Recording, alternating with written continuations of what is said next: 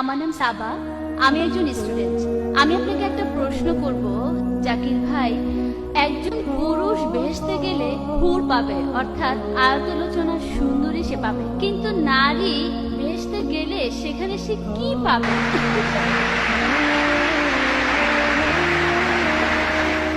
বোন, আপনি প্রশ্ন করলেন যে যখন কোন পুরুষ জান্নাতে যাবে সে সেখানে হুর পাবে, সুন্দরী মহিলাদের। এখানে নারীরা কি পাবে তারা যখন জান্নাতে যাবে?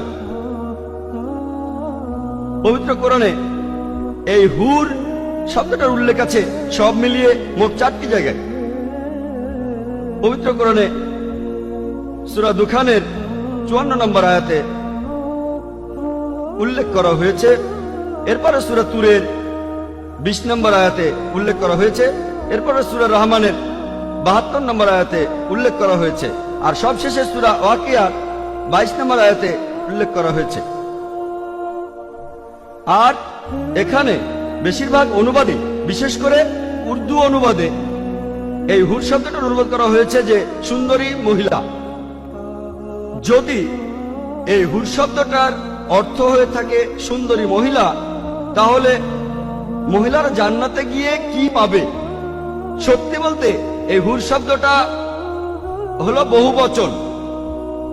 এক বচনে হাওয়ার, যেটা পুরুষের জন্য প্রযোজ্য, আর হাওয়ার এটা নারীদের জন্য প্রযোজ্য। এখানে আসলে হাওয়ারের চারিত্রিক বৈশিষ্ট্য বোঝানো হচ্ছে। এর অর্থ বড়, সাদা, সুন্দর চোখ। এখানে বিশেষ করে সাদা চোখের কথা বলা হয়েছে।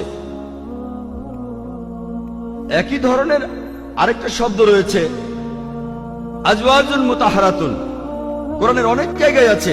সূরা বাকারার 25 নম্বর আয়াতে উল্লেখ করা হয়েছে এবং সূরা নিসার 57 নম্বর আয়াতে উল্লেখ করা হয়েছে। এখানে বলা হয়েছে আজওয়াজুন মুতাহারাতুন, যার অর্থ সঙ্গী বা সাথী। মোহাম্মদ আসাদ এই হুর শব্দটার অনুবাদ করেছেন স্বামী বা স্ত্রী, আর আব্দুল্লাহ ইউসুফ আলী তিনি অনুবাদ করেছেন সঙ্গী। তাহলে হুর শব্দটার অর্থ সঙ্গী বা স্বামী বা স্ত্রী। এটার আসলে কোনো লিঙ্গ নেই। পুরুষরা জান্নাতে গেলে ভালো মহিলা পাবে যাদের চোখ বড় আর সুন্দর, আর মহিলারা পাবে ভালো পুরুষ যাদের চোখ বড় আর সুন্দর। আশা করি উত্তরটা পেয়েছেন।